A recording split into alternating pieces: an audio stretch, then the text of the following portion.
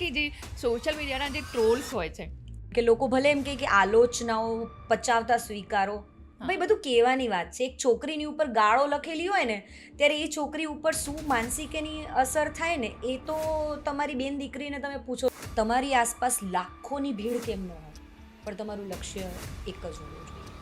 હું T shirt પહેરીને ગઈ છું ને ટી શર્ટ ઊંચું થઈ ગયું છે અને મને 10 લોકો જોઈ રહ્યા છે, તો હું એ 10 લોકોને જોઉં ત્યારે મને ખબર પડે ને કે મારું ટી શર્ટ. કેમ કે મીડિયાને પણ એક માફિયા અત્યારે તો કહેવામાં આવે છે. તો આ જર્નલિઝમ કરતાં કરતાં તમે જે ઓટીટી પ્લેટફોર્મનું તમારો જે આઈડિયા છે એ તમને કેવી રીતે આવે?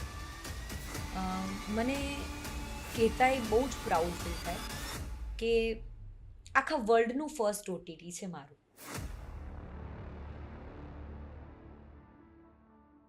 નમસ્તે.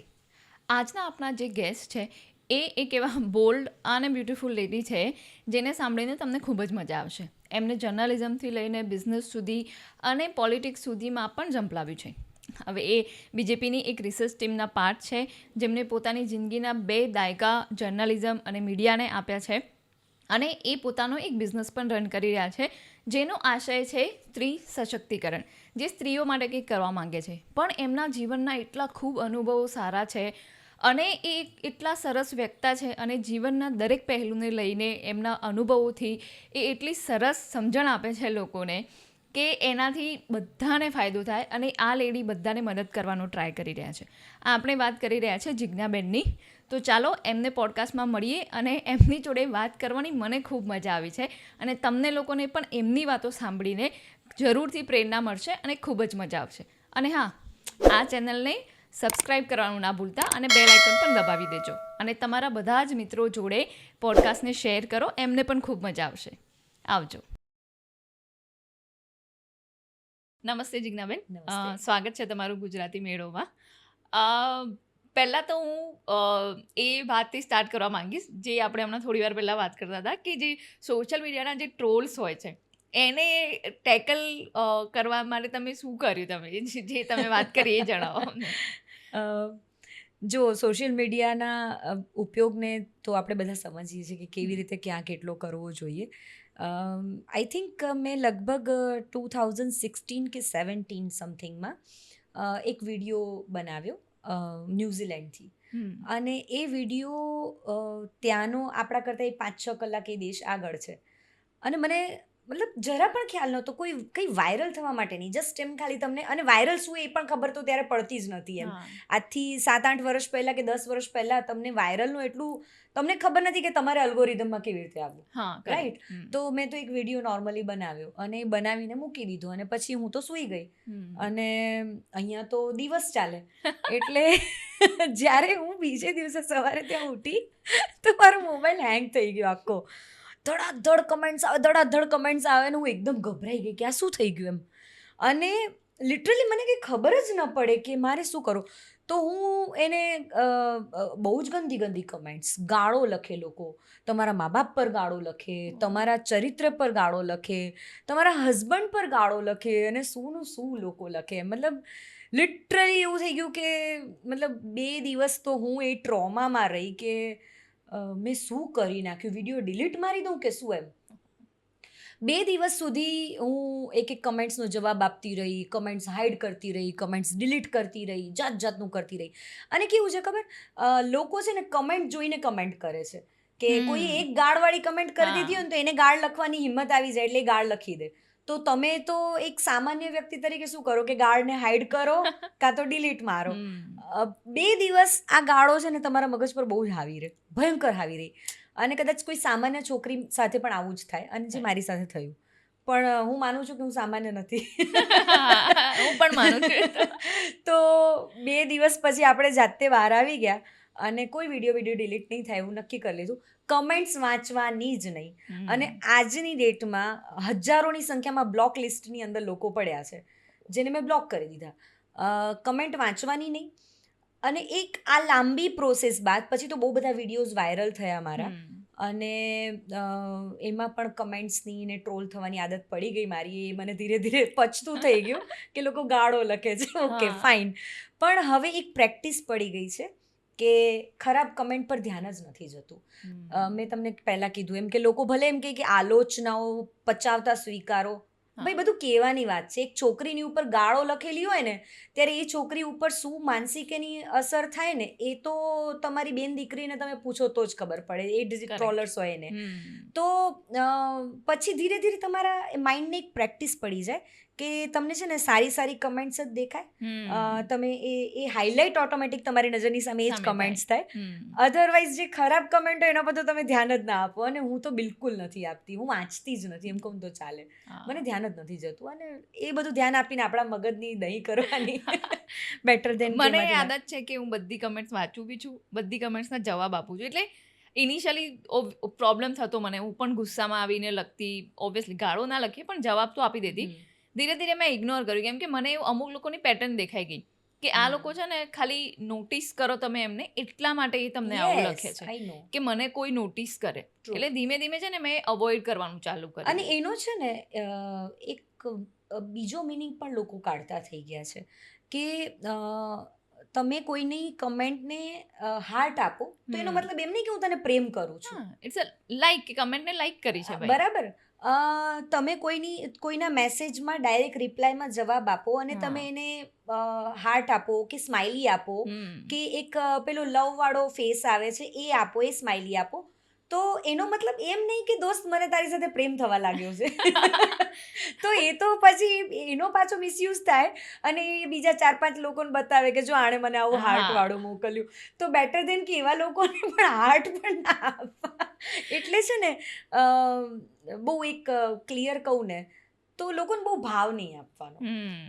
તમને ભલે એટીટ્યૂડવાળા કે જેવા કે એવા, પણ એક ફિમેલ તરીકે તમને એટલો ગુરૂર તો હોવો જોઈએ પોતાની જાત પર. હા, તમને પ્રોફાઇલ જોઈને એક સ્ત્રી તરીકે તમને ખબર પડી જ જાય કે એ વ્યક્તિ કેવો છે.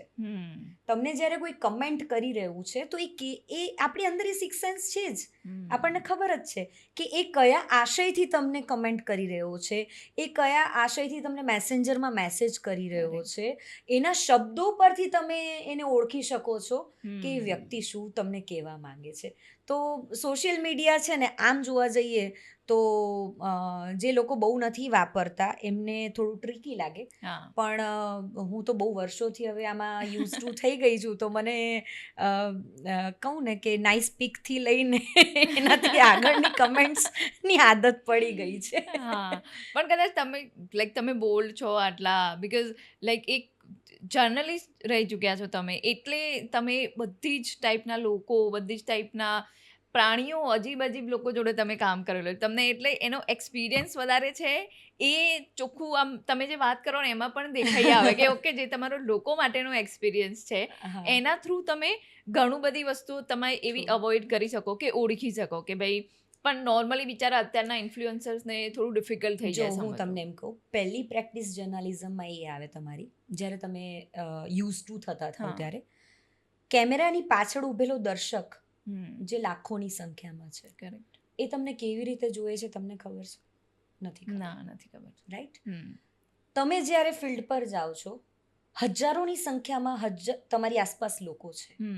કોઈ તમને કઈ રીતે જોવે છે તમે ધ્યાન આપશો? ના. જો તમે બધાને જ ધ્યાન આપશો કે ઓલો મને કેવી રીતે જુએ છે, આ મને કેવી રીતે જુએ છે, તમે કામ નહીં કરી શકો. સાચી વાત. બેટર કે તમે તમારા ગોલ પર ફોકસ રહ્યો, અને તમારી આસપાસ લાખોની ભીડ કેમ ન હોય પણ તમારું લક્ષ્ય એક જ હોવું જોઈએ. હવે હું ટી શર્ટ પહેરીને ગઈ છું ને ટી શર્ટ ઊંચું થઈ ગયું છે અને મને 10 લોકો જોઈ રહ્યા છે, તો હું એ 10 લોકોને જોઉં ત્યારે મને ખબર પડે ને કે મારું ટી શર્ટ ઊંચું છે. બેટર કે હું જોઉં જ નહીં, મને ફીલ થવું જોઈએ કે ટી શર્ટ ઊંચું છે તો હું સરખું કરી દઉં. એટલે એ એક્સપિરિયન્સ તમને આવી જાય. અને જર્નલિઝમ એટલે એવું નહીં કે બહુ અતિ બોલ્ડ થઈ ગયા, એવું નથી હોતું, પણ તમને લોકોની વચ્ચે રહીને લોકોને સમજવાની એક તમારી અંદર આદત થઈ જાય છે કે બધું કુછ તો લોગ કહેંગે, એવું છે એમ કે તમને ખબર જ છે કે હવે બોલ્યા કરશે, તમે કેટલું ધ્યાન આપશો એમ. પણ એ વર્ષોના એક્સપિરિયન્સ તમને ઘણું બધું શીખવાડી જાય. ટ્રુ. મને એવો પણ અનુભવ થયેલો છે કે હું બહુ લોકોની ભીડમાં હોઉં, લાઈવ રિપોર્ટિંગ કરી રહી હોઉં અને કોઈ છોકરાઓ પાછળથી કંઈ કમેન્ટ પાસ કરતા હોય. હમ. ક્યારેક એવું પણ થાય કે બહુ ભીડમાં જાઓ ત્યારે લોકો તમને ગમે તે રીતે ટચ Touch પણ કરે. કરી જાય. હમ. તો હવે એની માનસિકતા ખરાબ હતી કે એ તમને ગમે તે જગ્યાએ ટચ કરી ગયો. તમારું હમ. ચરિત્ર તો ખરાબ નથી થઈ ગયું ને એનાથી. હા, સાચી વાત છે. એ ભીડમાં તમે તો એ જ રીતે ઊભા હતા. હમ. હવે હું એ ગિલ્ટ ફીલમાં જતી રહું કે યાર હું પેલી ભીડમાં ગઈ ને મને ગમે ત્યાં લોકો ટચ કરી લીધું ને હું તો ખરાબ થઈ ગઈ, આભડછેટ થઈ ગઈ. તો યાર એ મારી નજર, એવી તો હજારોની નજર છે જે મને કદાચ એ લોકોએ તો એમના મનમાં શું વિચારી લીધું હોય તમારા માટે. હા. તમે દરેકની નજરને કેવી રીતે પેલું બંધ કરાવવા જવાના? હું કેવી રીતે કોઈના મનમાં બેસીને એમ કહેવાની કે દોસ્ત તું મને આવી રીતે ન જો. એ સાચી વાત છે. પણ જ્યારે લાઈક અત્યારનું થોડું સીન અલગ છે. પણ જ્યારે તમે જર્નલિઝમ ચાલુ કર્યું હશે ત્યારે તો એ ગર્લ્સ માટે અત્યારે જેટલું ઇઝી હતું કે ત્યારે ડિફિકલ્ટ હતું તમારા માટે? બહુ જ ડિફિકલ્ટ હતું. હમ. 2005માં જ્યારે મેં જર્નલિઝમ સ્ટાર્ટ કર્યું, જર્નલિઝમ હું ભણી નથી. હમ. મેં જ્યારે જર્નલિઝમ સ્ટાર્ટ કર્યું ત્યારે અમારા સમાજની, આખા સમાજની હું પહેલી છોકરી હતી. ઓહ. હું કચ્છી રાજગોર સમાજમાંથી બિલોંગ કરું છું, જે મૂળ કચ્છના બ્રાહ્મણ હોય. તો અમારા સમાજની અંદર કોઈ છોકરી ત્યારે એટલું ભણતી નહીં, કોઈ છોકરીઓ ત્યારે એટલું જોબ માટે જતી નહીં. અને હમ. જ્યારે 2008માં હું અમદાવાદ શિફ્ટ થઈ ત્યારથી, મતલબ ત્યારે તો એવું કંઈ હતું જ નહીં કે કોઈ છોકરીઓ આવી રીતે ફિલ્ડ પર બહાર નીકળી હા. હોય. એટલે આખા સમાજની હું પહેલી છોકરી જે જોબ કરવા માટે એક બીજા શહેરમાં ગઈ. હમ. અને એનાથી આગળ હવે જ્યારે હું, આમ તો 2005 જ, પણ અત્યારના 24માં તમે જુઓ તો મને આજે સવારે જ હમણાં એક વાત થઈ, મારા કુટુંબની એક છોકરી જર્નલિઝમનું ભણવા આવી છે હમ. અમદાવાદમાં. તો હું એ જ વાત કરતી હતી કે કેટલી ગર્વની ક્ષણ કહેવાય કે જ્યારે 2005માં મને જ્યારે જર્નલિઝમનું કરવું હતું ત્યારે સમાજના લોકો એટલી રોકટોક કરતા હતા. આજે મારા એકના બહાર નીકળવાથી હા. ઘણી છોકરીઓના મા બાપે, મારા ભાઈ બહેનોએ, મારા કુટુંબમાં લોકોએ હિંમત કરી પોતાના છોકરીઓને બહાર કાઢવાની. હમ. તો એ જ તમારું યોગદાન છે સમાજમાં. સાચી વાત. તમારે કોઈને જઈને હાથ પકડીને કહેવા નથી જવું પડતું કે ભાઈ ઇન્સ્પાયર હમ. થાય. ના, તમારાથી કોઈ જાણતા અજાણતા ઇન્સ્પાયર થયેલું છે વ્યક્તિ. અને હમ. આજે સમાજની અંદર આટલા વર્ષે એક બદલાવ જોવા મળે છે. અમારા કચ્છી રાજગોર સમાજની અંદર હવે ઘણી છોકરીઓ ભણી રહી છે, ઘણી છોકરીઓ જર્નલિઝમ કરી રહી છે, ઘણી છોકરીઓ બીજા ફિલ્ડમાં નીકળી રહી છે. તો આઈ ફીલ પ્રાઉડ કે ચલ મેં એક શરૂઆત તો કરી, હું એક બીજ રોપી હા. ગઈ અને હવે એ મોટું વૃક્ષ થઈ ગયું છે. તો હું એને જોઈને રાજી થાઉં છું કે યસ. હા, એ ટાઈમે બહુ જ ડિફિકલ્ટ હતું.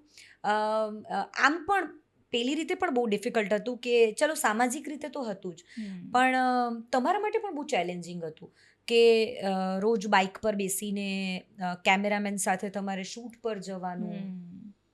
2-3 કેમેરામેન હોય તો બિચારા એ લોકો તો તમને બેન તરીકે માનતા હોય કે તમારા કલીગ હોય તો તમને કેવી રીતે એમ જોતા હોય.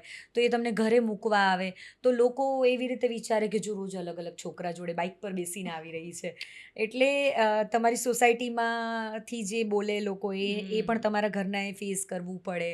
અને કહેવાય ને કે તમને હવે, હું એટલી પેશનેટ થઈ ગઈ હતી પછી એ ફિલ્ડમાં કે મને એવું થયું કે મારો એરિયા ખાલી વલસાડ જિલ્લા પૂરતો જ હતો. તો હમ. હું તો વલસાડ જિલ્લાની બહાર પણ પછી મને જવાનો શોખ જાગતો કે લાવને નવસારીમાં આ સ્ટોરી છે તો હું કરી આવું ને હું આ કરી આવું. તો હું બાઇક પર બેસીને, અને તેજલ તમે મતલબ બિલીવ નહીં કરો, હવે કદાચ કોઈ વ્યક્તિ એવું કરતું હશે કે નહીં, આઈ ડોન્ટ નો, પણ ₹50 પેટ્રોલના થતા અમારા, અને અમારા સર જે અમારા ચેનલના જે માલિક હતા એ અમને ₹50 પેટ્રોલના આપતા બાઇકના.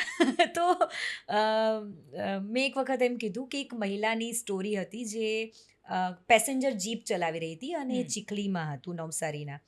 તો મહિલા દિવસ આવી રહ્યો હતો ને મને એ સ્ટોરી કરવી હતી કે પેસેન્જર જીપ ચલાવે છે. જસ્ટ ખાલી સાંભળવા મળ્યું હતું. એટલે હા. ત્યારે રિસોર્સિસ એટલા નહોતા. અત્યારે તો તમે શું કે કોઈકે સ્ટોરી કરી હોય તો સ્ટોરી તમને કરી દે. સોશિયલ હા. મીડિયા પરથી કંઈક જાણવા મળી જાય કે ક્યાં છે એક્ઝેક્ટ. હમ. તો મને તો એ પણ નથી ખબર કે ક્યાંથી પેસેન્જર જીપ ઉપાડે છે એમ. હા. તો મેં મારા સરને વાત કરી કે મારે આવી મહિલા દિવસ પર સ્ટોરી કરવી છે. તો કે જવાતું હશે, નવસારી આપણો એરિયામાં આવતો જ નથી, આપણે તો વલસાડ લોકલ ચેનલમાં કામ કરીએ છીએ. મેં કીધું ના, મારે તો જવું જ છે. તો કે ના સોરી, હું ન જવા દઉં. તો મેં મારા કેમેરામેનને એમ કીધું કે તું મારી સાથે ચાલીશ? તો કે હા વાંધો નહીં, આપણે બંને જઈએ.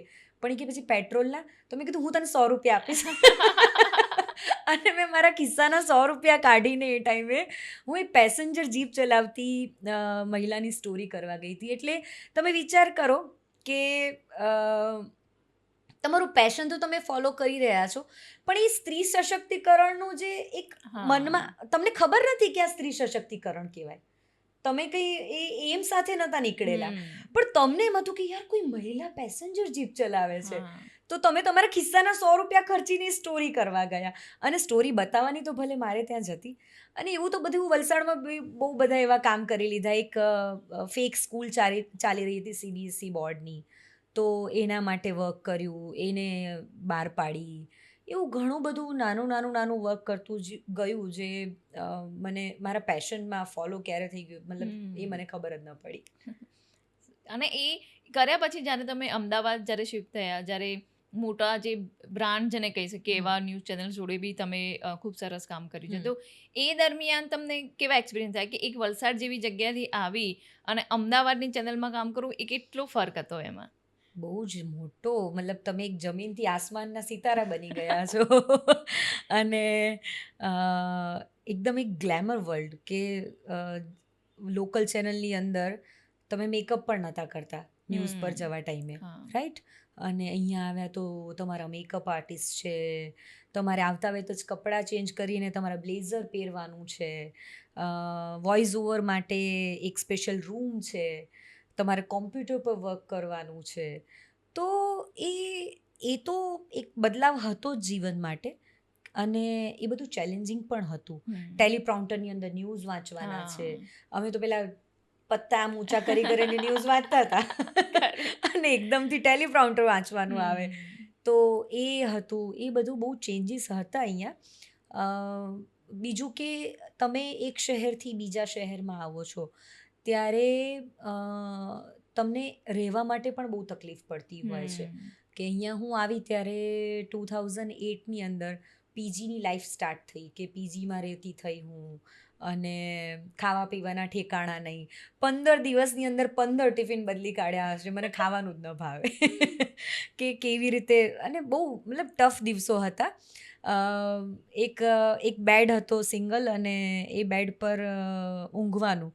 હવે અમદાવાદની ગરમી તો જીવનમાં પહેલી વાર સહન કરી હતી એ ટાઈમે, કારણ કે હું તો વલસાડ જેવા સિટીમાંથી આવું, તો એકદમ ઠંડકવાળું શહેર. તો અહીંયા આવી તો કોઈને કહું તો અત્યારે, હા હવે એને સ્ટ્રગલ કહી શકાય આપણે, પણ હવે એને સ્ટ્રગલ કહી શકાય. એક દુપટ્ટો હતો મારા પાસે, એને હું ભીનો કરીને સૂઈ જતી. અને પછી એમાં ઊંઘ આવી જાય ગરમીમાં, એટલે તમે બીજે દિવસે ઓફિસ જઈ શકો. અને પહેલાં શરૂઆતના થોડોક ટાઈમ છકડામાં આવવા જવાનું, પેસેન્જર પેલા છકડા જે હોય એમાં જવાનું. પછી ધીરે ધીરે ધીરે એ જે કંપની છે એમણે પોલિસીસ ચેન્જ કરીને ન્યૂઝ એન્કર જે હતા એમને કાર પ્રોવાઈડ કરવાનું સ્ટાર્ટ કર્યું. તો એમને લેવા મૂકવા માટે ગાડી આવતી થઈ. પછી ધીરે ધીરે એ બધા ચેન્જીસમાંથી, મતલબ એ જે ચેલેન્જીસ અને સ્ટ્રગલ હતી એમાંથી થોડુંક બહાર આવી ગઈ અને એક અલગ લાઈફ તરફ પ્રયાણ થયું. પણ ઇટ્સ ગુડ. બહુ જ મોટી એક લર્નિંગ પ્રોસેસમાંથી પાસ થઈ. કે જેને કહેવાય ને કે પ્રોફેશનલિઝમ શું કહેવાય, એ મને અહીંયા આવીને જાણવા મળ્યું. કે પ્રોફેશનલી કેવી રીતે રહેવું જોઈએ. તમે તમારા લુકને લઈને કોન્શિયસ થયા કે તમે એક મોટા પ્લેટફોર્મ પર કામ કરી રહ્યા છો. તમે તમારા એથિક્સને લઈને બહુ ક્લિયર થઈ ગયા કે હું શું છું, મારા કેટલાક નિયમો મેં જાતે બનાવ્યા. તમારું એક લેવલ જે તમે ક્રિએટ કરો, એ સમયે ક્રિએટ થવા લાગ્યું. મેં જાતે બનાવ્યું કે મારે આટલા જ લેવલમાં રહેવું છે, મારે આ જ છે. તમારી ચોઇસીસ ક્લિયર થતી થઈ ગઈ. ચેલેન્જીસ તો હતા જ ઘણા બધા, પણ એ કદાચ હું મને હવે અત્યારે એમ કહું ને તો મને એમ લાગે કે ચેલેન્જીસ નહોતા, એ તો એક લર્નિંગ પ્રોસેસ હતી એમ. હા, એ છે. પણ જે પર્સનલ એથિક્સ તમારા હોય પણ ક્યાંક ને ક્યાંક જે લાઈક અમે લોકો જે સાંભળતા હોય બહાર કે મોટી જે ચેનલ્સ ને એ બધું જે હોય છે એમના એટલા એથિક્સ નથી હોતા એવું લાઈક નોર્મલ માણસોને અગર તમે જુઓ તો ઘણા બધા મીડિયા માટે એવું હોય છે કે ફેબ્રિકેટેડ ન્યૂઝ બનાવતા હોય ઘણા એવા ન્યૂઝ કોઈને ફેવર કરતા હોય કોઈ સપોઝ કોઈ એક્સ પાર્ટીને સપોર્ટ કરે છે કોઈ ન્યૂઝ ચેનલ તો એમને ફેવર કરે કોઈ વાય પાર્ટીને સપોર્ટ કરે છે તો કોઈ એમને ફેવર કરે એવા ન્યૂઝ બને તો એ ત્યારે તમારા એથિક્સ અને ચેનલના એથિક્સનો ક્લેશ થાય જો ખરો ત્યારે છે ને હું એક એન્કર હતી, હમ હું જર્નલિસ્ટ નથી એ ટાઈમે. કરેક્ટ એટલે એન્કર અને જર્નલિસ્ટમાં બહુ મોટો ફેર છે. જર્નલિસ્ટ હું વલસાડમાં હતી, કારણ કે ત્યાં હું સ્વતંત્ર હતી કે મારે શું કામ કરવું છે, મારે કોઈ સ્કૂલ જે છે એના વિરુદ્ધ મારે કંઈ બતાવવું છે તો એ હું બતાવતી હતી. અહીંયા મારાથી આગળ એક બહુ મોટી લાઈન હતી અને એ લાઈનમાં મારે ચાલવાનું હતું. તો સ્વાભાવિકપણે કે મારે એ રૂલ્સ ફોલો કરવા પડે. અને એઝ એન એન્કર એક કહું ને તમને, જર્નલિસ્ટ ટુ એન્કર હું સ્વિચ થઈ હતી કે મને ખ્યાલ આવતો થયો કે ઓકે આ ગ્લેમર વર્લ્ડ છે, મારે આવી રીતે તૈયાર થવાનું છે, મારે આમ ન્યૂઝ પ્રેઝન્ટ કરવાના છે. પછી ટોટલી ફોકસ એ વધારે રહેતું થઈ ગયું. ઇન્ટરવ્યૂ લેવાનું છે તો એના માટે પ્રી પ્લાન આપણે જઈએ, આપણા પાસે એના ક્વેશ્ચન્સ તૈયાર હોય, આપણે એના ઉપર થોડું હોમવર્ક કરીને જોઈએ. એટલે હું એને પણ ખરાબ નથી ગણતી, કારણ કે એ પણ એક પાર્ટ છે ને, જર્નલિઝમનો એક પાર્ટ છે. તમે કેવી રીતે એને નકારી શકો? તમે એમ ન કહી શકો કે એ ખરાબ છે, એ પણ એક એનો પાર્ટ છે. એ સિક્કાની બંને બાજુ છે. એક બાજુ છે કે જ્યાં તમે એમ કહો છો કે હાર્ડકોર જર્નલિઝમ, અને એક બાજુ એવું છે કે જ્યાં એને બતાવવા માટેનું એક પ્રેઝન્ટેશન, એને પ્રોપર વેમાં એને સજાવી ધજાવીને મૂકવાની એક મેથડ. તો હું સજાવી ધજાવીને મૂકવાવાળી મેથડમાં આવી ગઈ હતી. પણ જ્યારે બી લાઈક તમે બી એન્કરિંગ કરતા હોય, જ્યારે લોકો ડિબેટ હોય કે કોઈ ઇન્ટરવ્યૂ કરતા હોય કે એ ટાઈમે પણ જ્યારે સામેવાળું તમને ખબર છે કે આ ખોટું બોલી રહ્યું છે તો એ કંટ્રોલ કેવી રીતે પોતાને થાય કે યાર આ માણસ કેટલું ખોટું બોલી રહ્યું છે અત્યારે? જો એ સ્વતંત્રતા તો હતી રોકવા માટેની સ્ક્રીન પર, દરેક જગ્યા પર. અને એ હું બહુ સાચું કહીશ કે એવી સ્વતંત્રતા તો હતી કે તમે રોકી શકો, કોઈને ટોકી શકો. હા, પછી ક્યારેક લાઈનની બહાર જતા રહ્યા હોય આપણે પોતે, તો એ સાંભળવું પણ પડ્યું હશે કે યાર એને આવું નહોતું કહેવાનું. એ પછી ઓફ ધ રેકોર્ડ થાય. પણ એક વખત તો તમારા હાથમાં બધું હોય, એટલે તમે એને રોકવું હોય તો રોકી લીધો હોય. પણ મારા કેસમાં એવું બહુ ઓછું બન્યું છે. હું તમને બહુ ફ્રેન્કલી કહું ને તો એવું બન્યું છે કે મને ખબર છે કે મારે તમારી પાસે શું કઢાવવું છે, અને આઈ નો કે તમે શું છો, રાઈટ? એટલે હું એવું જ પ્રિફર કરું કે તમે જાતે બોલી જાઓ. કરેક્ટ. તો આ એક મારી ખાસિયત છે ને એ ગોડ ગિફ્ટ છે. મને ખબર જ છે હું તમારી એ જ નસ પર હાથ લગાવીશ કે જ્યાં તમે બોલશો. પણ મને એ પણ ખબર છે કે તમે મને એ વાતનું હું દ્રઢ છું કે તમે તમારા મોઢે બોલશો તો જ મને મજા આવશે. હું જબરજસ્તી નહીં કરું, હું તમારી ગરિમા બરાબર જાળવીશ. પણ આઈ નો વેરી વેલ કે મારે તમને કેવી રીતે ક્યાં નસ દબાવીને તમે શું બોલશો. મને તમને હું બહુ સાચું કહું ને તો મને તમારો જવાબ પહેલેથી ખબર હોય કે તમે હું આ પૂછીશ એટલે તમે આ બોલશો. એ મને ખબર છે. તો હું એવું જ પૂછું છું તમને કે તમે શું બોલશો. ઘણી વખત એ જે મારી ટેકનિક છે, જે હસતા હસતા બોલવાવાળી, કે હસતા હસતા લોકોને નેચરલ લાગે છે, નોર્મલ લાગે છે, પણ હું તમને એક કમ્ફર્ટ ઝોન આપી રહી છું કે નેચરલી તમે મારી સાથે બેસીને તમને એવું ફીલ થાય કે ના યાર જિજ્ઞાને આ તો કહી જ દેવું પડશે. અને તમે હસતા મોઢેને સ્વીકારો છો. તો ઘણી વખત મારી લાઈફમાં એવું બની ગયું છે કે એવા ઘણા બધા ઇન્ટરવ્યૂઝ છે કે જ્યારે કોઈ લોકો કેમેરા સામે બીજા કોઈ સાથે ન બોલ્યા હોય એવું મારી સામે બોલ્યા હોય, તો આઈ ફીલ પ્રાઉડ. અને એ તમે ક્યારે કરાવી શકો? જ્યારે હું તમને એવું કમ્ફર્ટ ઝોન ફીલ કરાવું ત્યારે. અધરવાઇઝ કોઈ વ્યક્તિ ન બોલે. તમે પણ એટલા હોશિયાર જ છો કે તમને બેવકૂફ નથી સમજી રહી, પણ તમે પણ એટલા હોશિયાર જ છો, તમને ખબર જ છે કે આણે કેમ આ પૂછ્યું છે. હા, શું બોલવું ના બોલવું એ સામેવાળાને પણ હા, ખબર જ એ હશે. તમને ખબર જ છે કે મારે આ મને કેમ આવું પૂછી રહી છે, હા. પણ તમને મારા ઉપર એટલું ટ્રસ્ટ છે કે આની એટલે તમે તમારી ભાષામાં એને વ્યવસ્થિત રીતે મારી સામે પ્રેઝન્ટ કરો છો. તો એ એક કળા છે. કોઈની સાથે ઇન્ટરવ્યૂ કરવું, કોઈની સાથે ડિબેટ કરવી, એ એક કળા છે. જરૂરી નથી કે તમે બધામાં રાડારાડ કરો, હા. જરૂરી નથી કે તમે સામેવાળાને તો મોટો આરોપી સમજી લો ને એના ઉપર આમ તૂટી જ પડો કે બોલ એમ તું આમ કેમ. એ જે છે ને ડ્રામેટિકલી જે થઈ રહ્યું છે ને, એ હજી ગુજરાતમાં કદાચ એટલું નથી. સફળ નથી, હમ. અને ગુજરાતમાં એની આવશ્યકતા પણ નથી. બાકી ઘણા ન્યૂઝ અત્યારે જોઈએ છે ને, એમાં જે ડિબેટ ચાલતી હોય ને, તમારા કાન પાકી જાય કે યાર પ્લીઝ થોડુંક સમજાય સંભળાય એવી રીતે ડિબેટ કરો. ટુ બી વેરી ફ્રેન્ક, હું તો જોતી જ નથી ડિબેટ. મને બહુ કંટાળો આવે છે, બહુ જ કંટાળો, અને હું તો બહુ બોર થઈ ગઈ છું આ બધાથી. મને એમ થાય કે શું છે યાર, કંઈક તો નિષ્કર્ષ નીકળવો જોઈએ ને. રાડા રાડી ચિલ્લમ ચિલ્લી કરીને પણ કંઈક નિષ્કર્ષ નીકળતો હોય, ચલ કે તમે કોઈના જીવનમાં કંઈક પાથરી શક્યા, રાઈટ? તે આજે આપણે બંને જે ચર્ચા કરી રહ્યા છીએ એમાંથી કોઈ એક વ્યક્તિના જીવનમાં પણ ક્યાંક કંઈક ક્લિક થઈ શકે કે જો એની લાઈફમાં આવું થયું હતું, આપણી લાઈફમાં પણ આવું થયું છે, તો ઇટ્સ ઓકે.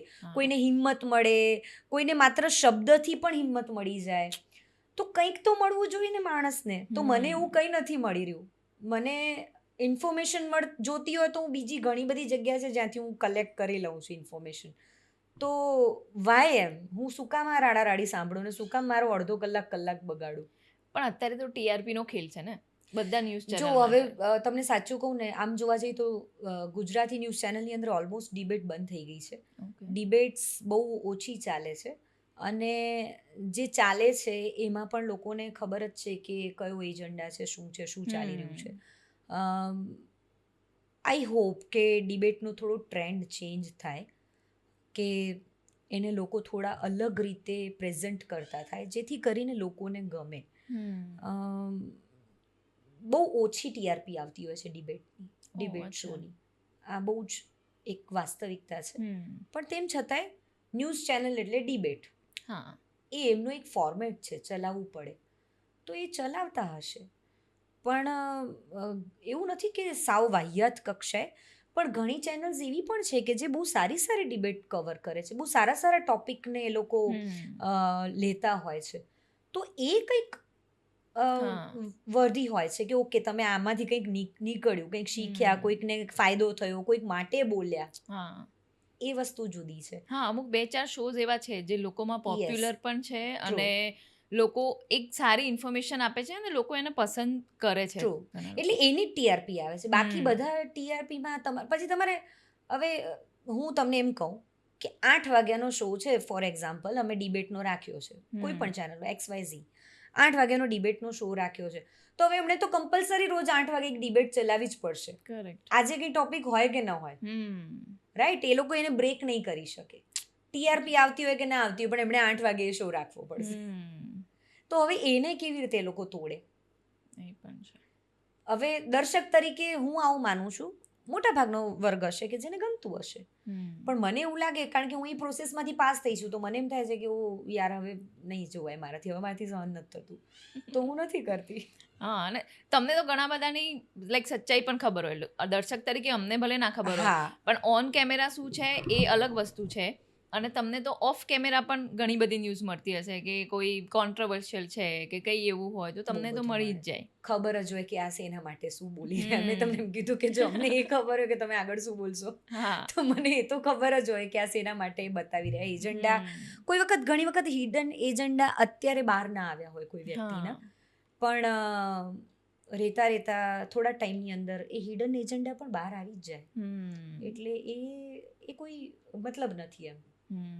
કેમ કે મીડિયાને પણ એક માફિયા અત્યારે તો કહેવામાં આવે છે કે લાઈક અમે લોકો લાઈક જનરલી હવે અફવા હોય કે જે પણ ગણતા હોય એવું ખબર નથી, પણ હવે અમુક મીડિયા હાઉસીસ માટે બી એવું કહેવાતું હોય છે કે આ લોકો જબરજસ્તી તમારી જોડે એડના પૈસા લે મોટા લોકોને, કે એવી બીક બતાવે કે તમારા માટે આ ન્યૂઝ આપી દઈશું, કે આ શું કંઈક એવી કોન્ફિડેન્શિયલ ઇન્ફોર્મેશન આવી જાય હાથમાં તો એ બ્લેકમેલ પણ કરતા હોય છે. ના એવું યલો જર્નલિઝમ ચાલે છે એમાં હું બિલકુલ નકારી ન શકું કે એ બહુ ખરાબ રીતે ચાલી રહ્યું છે. પણ જે મોટા મીડિયા છે, જે મેઇન સ્ટ્રીમ મીડિયા છે, એમાં બહુ ઓછું ચાલે છે. ઓકે. કારણ કે એમને આ ધંધો પોસાય એવો નથી. કરેક્ટ. તમે સત્તા આગળ શાણપટ્ટી ન કરી શકો. જો બહુ સિમ્પલ વાત કહું છું હા, કે જેના પાસે સત્તા જ છે એની સામે તમે કેટલી શાણપટ્ટી કરી લેવાના. કરેક્ટ. એટલે એવી તો કોઈ નાક ન દબાવી શકે કોઈનું, રાઈટ? એટલે એ વાત ખોટી છે. પણ નાના નાના જે ચેનલ્સ છે કે બીજા જે બધા નાના નાના હા. મીડિયા છે, એ લોકો આ ધંધો કરતા હોય હા. કે આ ન્યૂઝ ચલાવી દેશું, તમારું આ કરી દેશું, મારા આટલા ફોલોવર્સ છે, એમ કરીને ગવર્મેન્ટ પાસેથી તમે કંઈ પડાવી લો, અથવા કોઈ જે તે વ્યક્તિ હોય, કોઈ પોલીસવાળા હોય, એમને તમે ધાકધમકી આપો, એ બધું જ ચાલે છે, એ ચાલે છે. પણ હવે આઈ થિંક મને એવું લાગે છે કે એ પણ બહુ લાંબો સમય ન રહે. કારણ કે સામેવાળો વ્યક્તિ પણ હવે એટલો હોશિયાર થઈ ગયો છે કરેક્ટ. કે તમે કદાચ કોઈને બ્લેકમેલ કરો તો એ પોતે પણ એટલો હોશિયાર હોય છે કે એ કંઈ તમે જુઓ કે એવું જલ્દી કંઈ બધું બહાર ના આવી જતું ના હોય. આવી જાય. પણ ડરી જતા હોય અમુક લોકો, એટલે બિચારા થોડું ઘણું આપીને દબાવવા માંગતા હોય અને ઓલાની દુકાન ચાલતી હોય. પણ વિચ ઇઝ વેરી રોંગ કે Correct. એ જર્નલિઝમનો ભાગ નથી અને એવા જર્નલિઝમને સ્વીકાર્ય ક્યારેય ન હોવો જોઈએ. તો આ જર્નલિઝમ કરતાં કરતાં તમે જે ઓટીટી પ્લેટફોર્મનો તમારો જે આઈડિયા છે એ તમને કેવી રીતે આવ્યો? આમ તો છે ને એવું હતું કે કંઈક મારું પોતાનું કરવું છે. બેઝિક આઈડિયા એ હતો કે મારું પોતાનું કંઈક સ્ટાર્ટ કરવું છે. અને એવું થયું કે બહુ વર્ષો કાઢી નાખ્યા ફિલ્ડમાં. હવે એવું નહોતું કે કંઈ બોલવાની ફ્રીડમ નથી, પણ એમ કે બસ મન ભરાઈ ગયું હતું. હવે એમ થયું કે હવે મારું કંઈક કરીને ઠરેઠામ બેસી જઈએ. એક બેઝિક વિચાર એવો પણ ખરો કે એક સમય એવો આવશે કે જ્યારે તમે બિલકુલ નહીં ચાલતા હો. કરેક્ટ. એવું હશે કે તમે કોઈ ફિલ્ડને, જ્યારે તમે કોઈ વર્ક કરતા હો, તમે 2 દાયકા જેટલો સમય આપી દો કોઈ કામને, રાઈટ? અને પછી તમને કોઈ એમ કહી દે કે હવે આ નહીં ચાલે હા. ને તમને સાઈડ પર બેસાડી દે, તો તમને સહન થશે શું? તો બેટર કે જ્યારે ફોર્મમાં હો ને ત્યારે જ બહાર નીકળી જવાનું. હા. તો રિટાયરમેન્ટ ન કહેવાય એને, હા.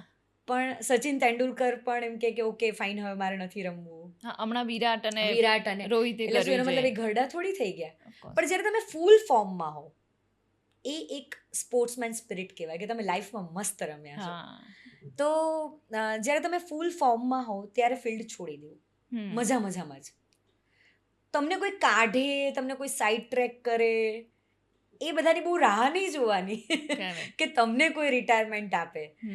તો એવું એક બેઝિક મગજમાં કંઈક હતું કે હવે પોતાનું કંઈક સ્ટાર્ટ કરી, એક નાનકડી દુકાન પોતાની સ્ટાર્ટ કરી દઈએ અને રિટાયરમેન્ટ પ્લાન પોતાનો એક ફિક્સ કરી દીધો કે તમારી બેસવા માટેની આ જગ્યા એમ, અથવા તમે કંઈક કરશો એમ.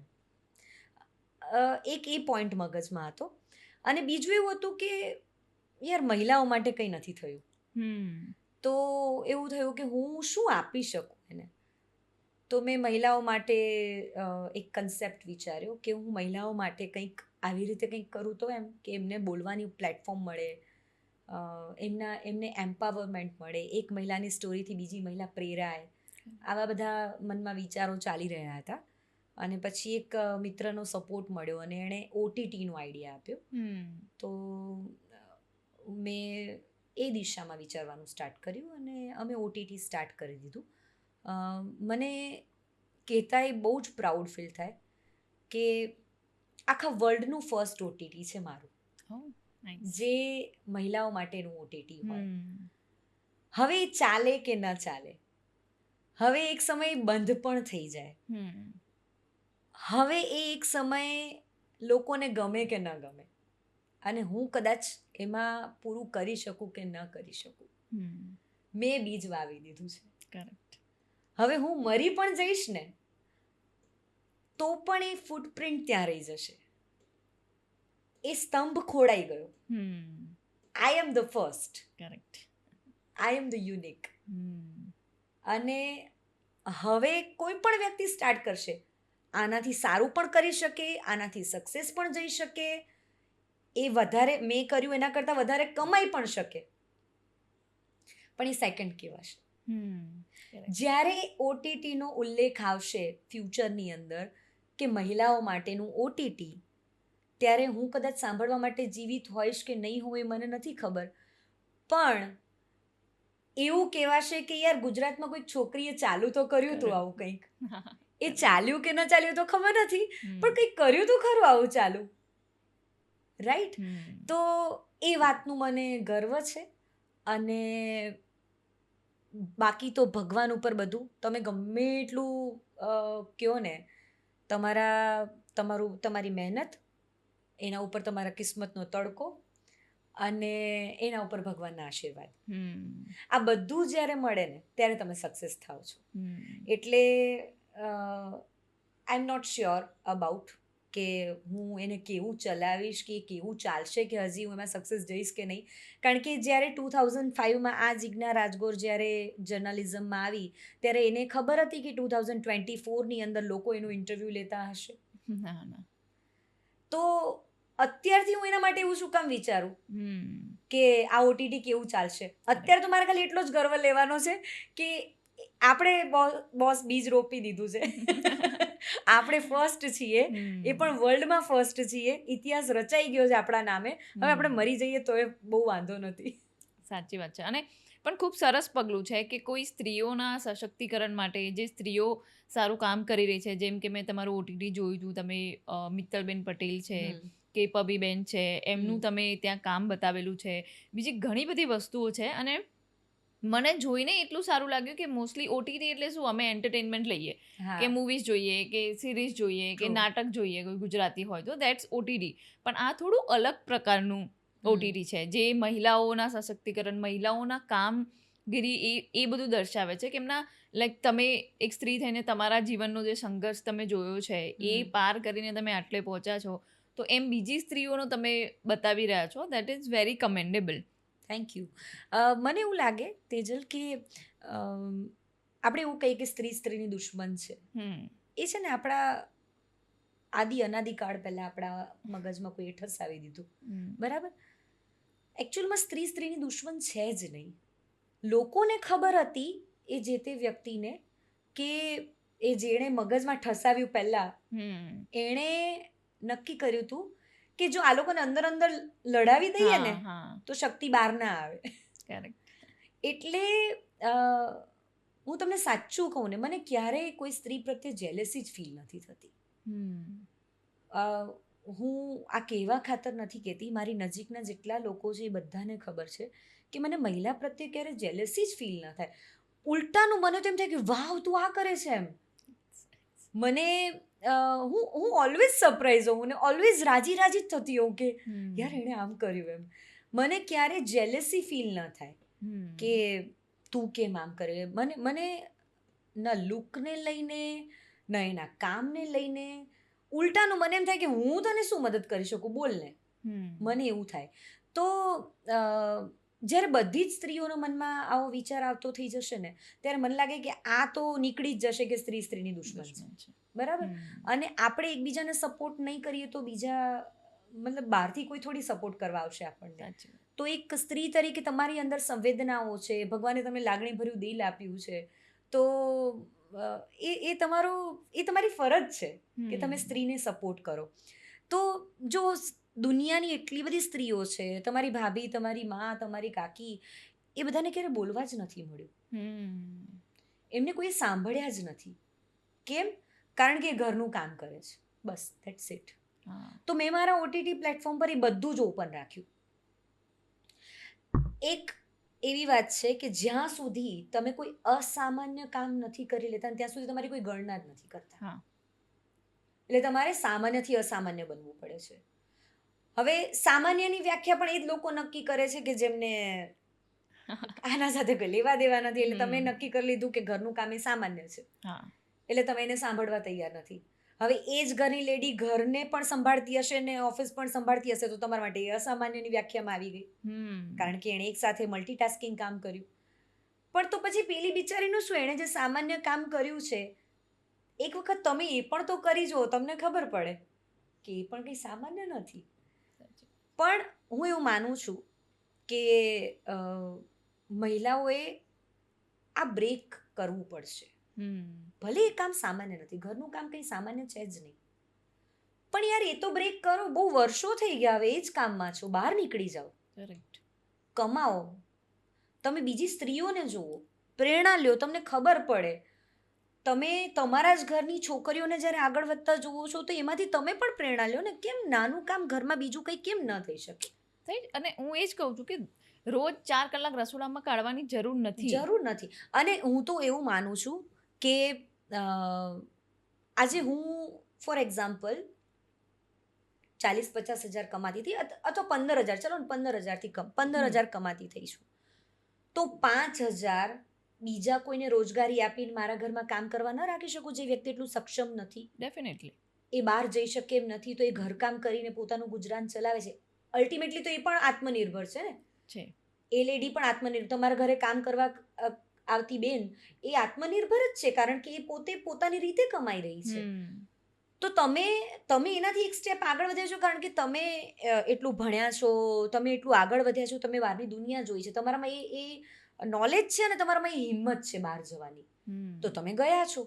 તો તમે 15 હજારમાંથી 5 હજાર એ સ્પેન્ડ કરી દો અને આપી દો બીજા કામવાળાને કામ કરવા માટે. એને એ મજા આવે છે તો એ કરે છે, તો તમે એમાં એ સ્પેન્ડ કરો. અને શું તમે 15 હજાર કમાતા હોવા છતાં તમે એટલા હકદાર નથી કે 5 હજાર તમે તમારી પોતાની પાછળ વાપરી શકો? હા, એ છે સાચી વાત બરાબર. છે. તો 5 હજાર વાપરો ને, અને હમ. બીજી મહિલાને સપોર્ટ કરો ને. તો હું એવું માનું છું, મારું બહુ સ્પષ્ટ આ બધું માનવું છે કે બંધ કરો આ બધું. હવે કેટલા ટાઈમ સુધી રસોડામાં રહેશો? કેટલા ટાઈમ? એ કંઈ ખરાબ નથી, હું નથી માનતી, મારી માએ પણ કર્યું હોય, કંઈ ખરાબ નથી. પણ બહુ ટાઈમ થઈ ગયો, બહારની દુનિયા જોવી પડશે, હવે બહાર નીકળવું પડશે. અને આ બધું આખી ચેન ચાલી છે ને, એને બ્રેક કરવી પડશે. પહેલા એવું હતું કે ઘરમાંથી એક પણ સ્ત્રી બહાર નથી જતી, એ ચેન બ્રેક થઈને હવે એવું થયું કે ઘરમાંથી એક સ્ત્રી તો બહાર જતી થઈ છે એટલીસ્ટ, રાઈટ? તો હવે એ સમય કદાચ આપણે દૂર નથી, કદાચ આપણે જીવતા હોઈને આપણને જોવા મળે તો બહુ સારી વાત કહેવાય કે ઘરની દરેક મહિલા એ ચેનલ બ્રેક કરીને બેઠી હોય. પણ પ્રોબ્લેમ ત્યાં જ આવે છે કે લાઈક તમારા મારા જેવા કે ઘણી એવી વર્કિંગ વુમન છે કે એમને એ જ પ્રોબ્લેમ આવે છે કે બહારનું તો કામ કરે છે, પણ ઘરનું પણ એમને કરવું જ પડે. કોઈ બહારથી તમારા ઘરે આવે ને તો કોઈ પુરુષને જઈને એવું નથી કહેતું ઘરમાં કંઈક ખરાબ હોય કે ગંદુ હોય તો કે ભાઈ આ પુરુષ છે, એ સ્ત્રી ઉપર જ પહેલા આવી જાય કે આ કેવી સ્ત્રી છે જે ઘર પણ સારું નથી રાખતી. જુઓ, બહુ કોમન છે, કોઈ પણ શક્તિશાળી મહિલા હોય, બધી મહિલા શક્તિશાળી જ છે, પણ પ્રતિભાશાળી મહિલાની એનો વિરોધ છે ને ઘરથી શરૂ થાય છે. સાચી વાત છે. પછી સમાજ, પછી ગામ, પછી શહેર, અને પછી દુનિયા સુધી પહોંચે છે. એણે ડગલે ને પગલે વિરોધનો સામનો કરવો પડે છે. અને એમાંથી જે શક્તિશાળી બની, એની શક્તિઓ ત્યારે જ દેખાય છે, કારણ કે એ વિરોધનો સામનો હું તમને આટલું હું આટલી બોલ્ડનેસ સાથે બોલી રહી છું, તો ક્યારે બોલી રહી છું? કારણ કે મેં એટલો વિરોધ સહન કર્યો છે, ત્યારે હું બોલી રહી છું ને. તો એક વખત તો તમારે બોલવું જ પડશે. અને જો તમને ઇફેક્ટ કરે છે એ બધું, કે ઘર ખરાબ છે ને મને કોઈ બોલી ગયું, તો પહેલે તો તમારે તમારા અંતર્મનથી લડવાની જરૂર છે કે દોસ્ત, મારા ઘરમાં એ તકિયો ગમે ત્યાં પડ્યો હોય, તારે શું છે? હુ આર યુ કે તું મને આવીને એમ કહી જાય કે મારા ઘરમાં ગંદુ પડ્યું છે? ના પોસાદ, ના આવતો, ના આવતી. ઘરમાં બીજી મહિલાઓ હોય જે તમને સપોર્ટ ન કરતી હોય આવી બાબતમાં, કે નાના કામ તો જાતે જ કરીને જવું પડશે, તો પહેલી મદદ તો તમારે તમારી પોતાની કરવી પડશે. કે હું 15 હજાર કમાઉં છું, 5 હજારના રસોઈવાળા તમને રખાવી આપું છું, તમારે ખાવું હોય તો ખાવ, ના કંઈ વાંધો નહીં. જો બહુ બ્લન્ટલી લાગશે, લોકોને ખરાબ લાગશે કે બૈરાઓને ઝઘડાવાના કામ કરે છે અને મને તો આ બધી ગાળો સાંભળવા મળી છે. મેં પણ સાંભળી લીધી. પણ હું એવું માનું છું કે તારી મદદ તો તારે જાતે જ કરવી પડે. અને એક સ્ટેપ તો આગળ ભર. એક સ્ટેપ આગળ ભર ખાલી. પછી તું જો. એક સ્ટેપ. તમને કોઈ છે ને, તમે જેટલી ચાહો ને એટલી જવાબદારીઓ લોકો તમને આપશે. બરાબર? તમારે નક્કી કરવાનું કે તમારે કેટલી જવાબદારી લેવી છે. હવે તમે એમ કહો કે આવો આવો આવો મેરે ઉપર મેરે કંધે પે સબ ડાલતી રહો ડાલતી રહો ડાલતી રહો, અને પછી પોતે દબાઈ જાઓ ને તમે એમ કહો કે ઓ મારા ખભા પર આટલી જવાબદારી છે. તો તમારી મૂર્ખતા છે. તમે સ્વીકારી ત્યારે દીધી છે. ના કહેતા આવડવું જોઈએ. હા, તમને ઓલવેઝ સારી રીતે ના ક્યાં પાડવી નહીં તમને આવડવું જોઈએ. અને હું એમ નથી કહેતી કે ઘરમાં સંઘર્ષ કરો, ઘરમાં ઝઘડા કરો, બરાબર, પણ એ કન્વિન્સિંગ પાવર તો તમારી અંદર ડેવલપ કરો કે તમે તમારા ઘરનાને એમ કહી શકો કે હું 15,000 કમાઉં છું, 5,000 હું રસોઈવાળાને રાખી દઈશ. હું નહીં કરી શકું. એ મારી હું કદાચ 2,000 રૂપિયા મારા બ્યુટીની પાછળ નહીં વાપરું તો ઇટ્સ ઓકે, પણ મારા દિવસનો કલાક 2 કલાક બચે છે રસોઈ માટે, અને હું એક કલાક 2 કલાકને બહાર ક્યાંક આપી શકું છું મારા ડેવલપમેન્ટ માટે, તો એ 5,000 ગયા સહી. મારે બ્યુટી પાર્લરમાં જવાની જરૂર નથી, પણ એ 5,000 રૂપિયા હું મારા પોતાના માટે કાઢીશ અને મારા ફેમિલીને સારું ખાવાનું ખવડાવવા માટે વાપરીશ. હું એમ નથી કહેતી કે મારે એનાથી અય્યાશી કરવી છે, મારે એનાથી જલસા કરવા છે. હું એમ નથી કહેતી કે મારે મારી બ્યુટી પાછળ ખર્ચવા છે, પણ એ 5,000 હું મારા દિવસના કલાક 2 કલાક બચાવવા માટે વાપરી રહી છું. તો 15,000માંથી 5,000 કાઢી દો પોતાની જાત માટે અને બીજી મહિલાઓને રોજગારી આપો અને થોડી જવાબદારીઓ વહેંચીને ચાલો. કરેક્ટ. ફરજો અદા કરવાની આવે ને ત્યાં કોઈ દિવસ પાછું નહીં પડવાનું. તમારા સાસુને, તમારા સસરાને, તમારા ઘરમાં કે તમારા બાળકને જ્યાં તમારી જરૂર છે ને ત્યાં એક વખત પણ વિચાર્યા વગર જોબ છોડી દેજો. હું તો એટલું માનું છું અને મેં કર્યું છે મારી લાઈફમાં. જ્યાં મારા બાળકને જરૂર હોય ને તો બીજી સેકન્ડે, અત્યારે કદાચ મને કોઈ એમ કહે ને કે આ કામ છોડી દે ને મારે જવું પડે ને તો હું જતી રહું. ફરજ અદા કરવાની છે ત્યાં હું પાછી નહીં પડું, કારણ કે એ તો મારી ફરજ છે, મા તરીકેની, દીકરી તરીકેની, વહુ તરીકેની. પણ હવે મને એક વખત એવું એક જણાએ સવાલ પૂછેલો કે તમે આવી રીતે એકદમ સ્વિચ ઓવર કેવી રીતે કરી દો, અચાનક ફિલ્ડમાંથી નીકળી જાઓ ને અચાનક આવી જાઓ. જ્યાં જે જરૂર પડે છે, જ્યાં મારે પત્ની તરીકેનો કોઈ રોલ અદા કરવો પડે. મારો હસબન્ડ અત્યારે ન્યૂઝીલેન્ડ રહેતો હોય અને એને મેન્ટલ સપોર્ટની જરૂર છે માત્ર મારા, તો મારે જવું પડે પત્ની તરીકે. કરેક્ટ. તો હું મારા કરિયરના 7 કામ મૂકીને ત્યાં જઈ શકું છું, અને મારો હસબન્ડ મારા માટે 7 કામ મૂકીને અહીંયા આવી શકે છે. એ અમારા બેનું મ્યુચ્યુઅલ અન્ડરસ્ટેન્ડિંગ છે અને એ મારો કન્વિન્સિંગ પાવર છે. પણ જો તમે એવું વિચારો કે ના યાર મારા ઘરના માનતા જ નથી, બિચારા બાપડા શું બની જવાનું યાર, અબડા નારી. શું અબડા. અને આ જમાનો છે, આ જમાનો છે. મને બધા બહુ કે બહુ જબરી, બહુ દબંગ, બહુ આમ. તો યાર શું મતલબ બિચારી માનું હું તમારા પાસે સિમ્પથી ગેઇન કરું, રડ્યા કરું, રોદડા રડ્યા કરું આખો લોકોને ગમે છે એટલે અનુપમા નથી ચાલતી. આખા સિરિયલમાં રોજ રડતી હોય, જતો હોય ટોપ ટીઆરપી છે એની. મને નથી ગમતું. એટલે હું બહુ જ સંવેદનશીલ છું. મારી નજીકના જેટલા લોકો છે એ બધાને ખબર છે કે હું અતિશય લાગણીશીલ છોકરી છું, અતિશય. જો હું તમારો એક વખત મેં સપોર્ટ કરી દીધો ને તો હું જિંદગીમાં હાથ ન છોડી શકું. હું તમને ના જ ન પાડી શકું કે યાર મારાથી નહીં થાય, એવું નહીં. મને એમ થાય કે ના એના માટે મારે ઊભું રહેવું પડશે. તો એ તમે મને અડધી રાત્રે, મારા જેટલા સગા સંબંધીઓ છે એમાંથી કોઈ એક વ્યક્તિ મને એવું કહી જાય મારા આટલા સમાજની અંદરથી, તો મારે ચેલેન્જ મારવી આ શોની અંદર કે મારા સમાજનો એક પણ વ્યક્તિ આવીને એમ કહી જાય કે જીજ્ઞા બહુ ઘમંડી છે, બહુ અભિમાની છે. એક પણ વ્યક્તિ નહીં, કારણ કે મેં એને મેન્ટેન કર્યું છે. એમને જ્યાં જરૂર પડી, મારા સમાજનો એક વ્યક્તિ પણ જો રાત્રે આવ્યો હોય અને મને ફોન કરે, મારો સગા સંબંધીમાંથી કોઈ પણ, કે 12 વાગે પણ કે ભાઈ જીજ્ઞા જરૂર છે આવજે, તો હું જાઉં ને જાઉં જ. કોઈ મરણ પ્રસંગ હોય, કોઈ લગ્ન પ્રસંગ હોય, મારે જ્યાં મારી સોશિયલ જવાબદારી નિભાવવાની છે હું નિભાવું જ છું. એને મેં બેલેન્સિંગ સાથે હું ચાલી છું. મારો દીકરો, મારો હસબન્ડ, મારા સાસુ સસરા, મારા નણંદ, મારું ફેમિલી, જ્યાં જરૂર પડે ખાલી હાથ લંબાવજો એટલી જ હું દૂર છું, હું આવી જઈશ. પણ હવે એના માટે હું આખો દિવસ તો સ્પેન્ડ ન કરી શકું ને યાર. ડેફિનેટલી. હવે હું જ્યારથી લગ્ન કરીને આવી ત્યારથી મેં મારા ઘરે રસોઈવાળા આવે બધા કે જલસા છે તારે તો. અરે જલસા નથી, મને નથી, અને હું સાચું કહું ટુ બી વેરી ફ્રેન્ક, મને નથી આવડતું કામ કરતા. મારો કબડ બહુ ગંદો હોય છે. મારા ઘરમાં બધું અસ્તવ્યસ્ત હોય, કામવાળા બધું, હવે મને એમ કે મોટું મોટું તો તમને બોલતા આવડે જ ને, કારણ કે તમારા ઘર તો કામવાળા આવે, તમારા ઘર રસોઈવાળા આવે. અરે યાર, મેં જ્યારે કરવાનું હતું ત્યારે એ પણ કર્યું જ છે. ડેફિનેટલી. કાચું પાકું લોકોને ખવડાયું જ છે. 10 વર્ષ જોઈન્ટ ફેમિલીમાં ભેગી રહીશું તો શું કંઈ જ નહીં કર્યું હોય?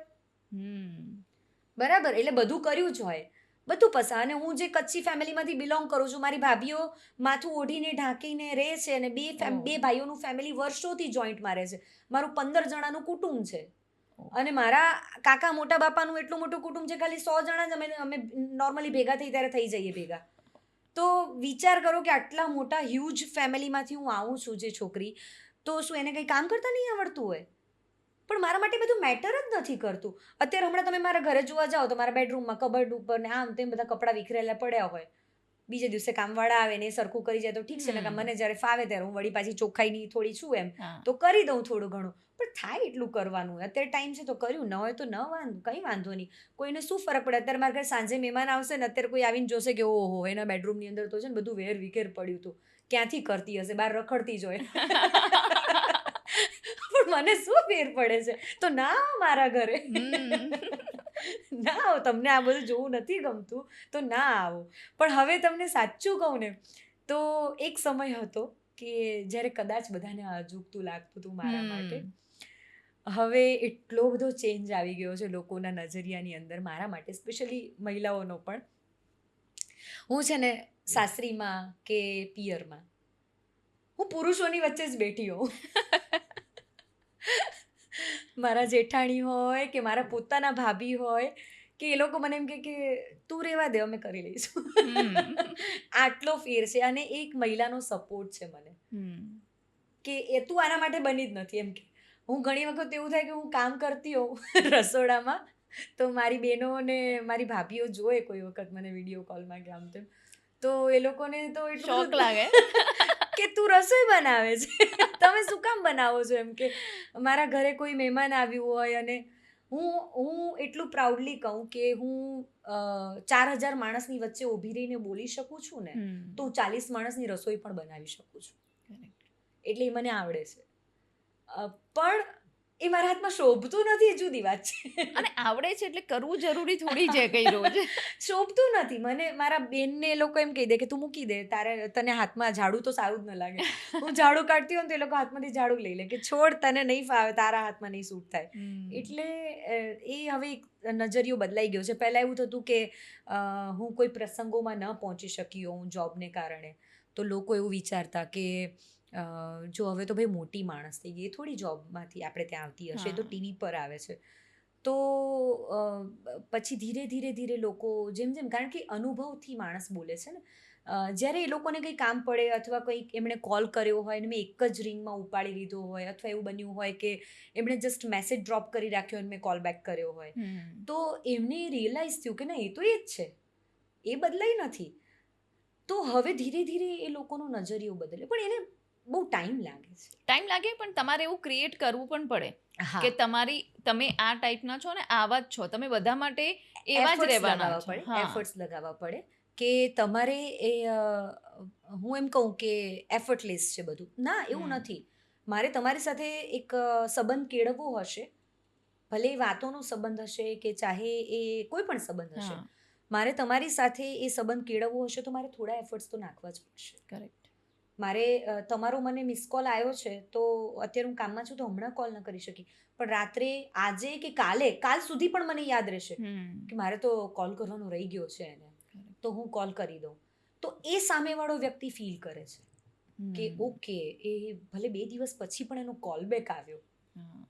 તો એ ટાઈમ લે છે બધી વાતને, અને તમારે પણ થોડાક એફર્ટ્સ લગાવવા પડે છે દરેક સંબંધ. હા, ક્યારેક બહુ થાક લાગે. તમે બહુ જ બધા સંબંધોને સાચવવા નીકળો ને ત્યારે બહુ થાક લાગે કે બધી જગ્યાએ નથી પહોંચી વળાતું. પણ હું એવું માનું કે જ્યાં ઇમ્પોર્ટન્સ છે, હું તો એવું માનું છું કે હું તો બહુ સોશિયલ વ્યક્તિ છું, એટલે હું એના વગર જીવી ન શકું.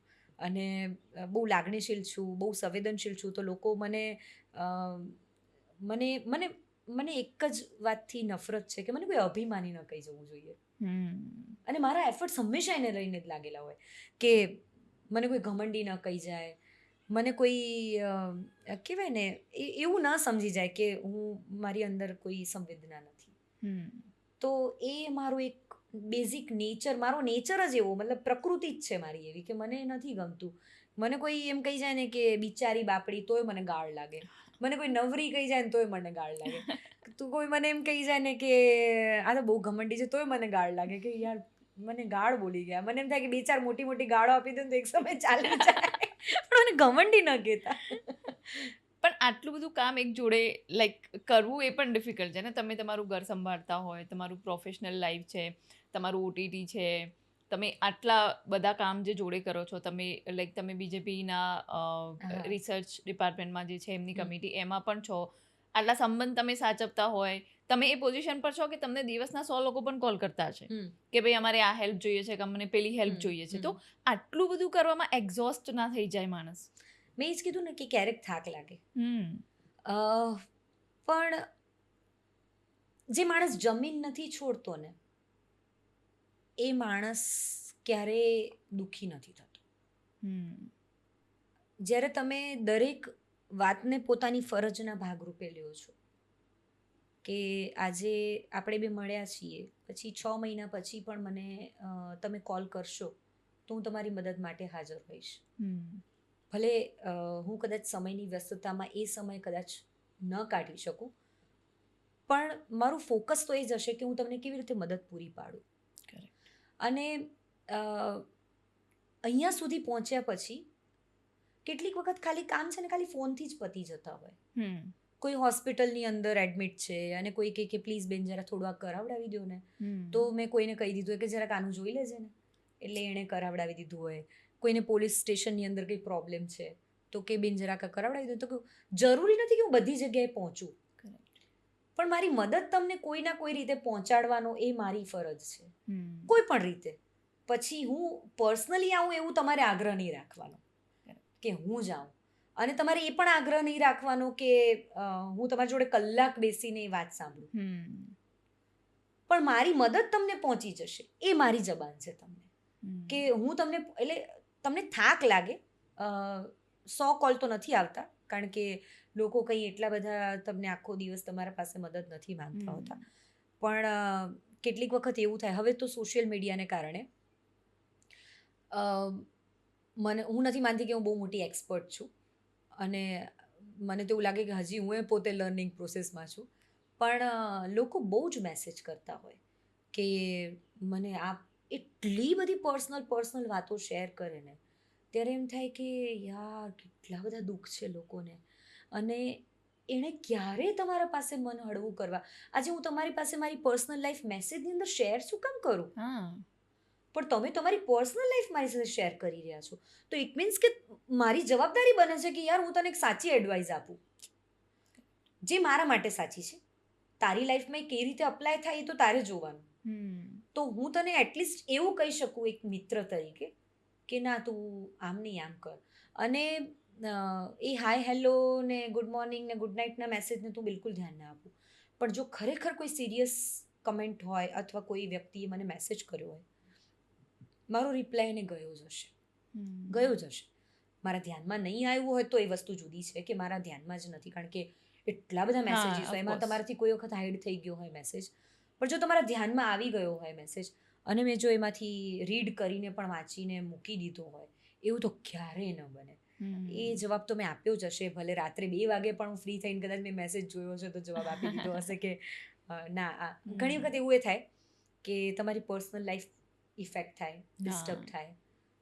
ક્યારેક તમારું બાળક ટાઈમ ઈચ્છતું હોય અને તમે મેસેજ પર જવાબ આપી રહ્યા હો કોઈને, ક્યારેક તમારું બાળક તમારી સાથે નજીક આવવા માંગતું હોય અને તમે કોઈને કોલ પર જવાબ આપી રહ્યા હો, એવું બને. પણ પછી તો હું ફ્રી છું ને, પછી મારે એની સાથે ટાઈમ સ્પેન્ડ કરવો જોઈએ.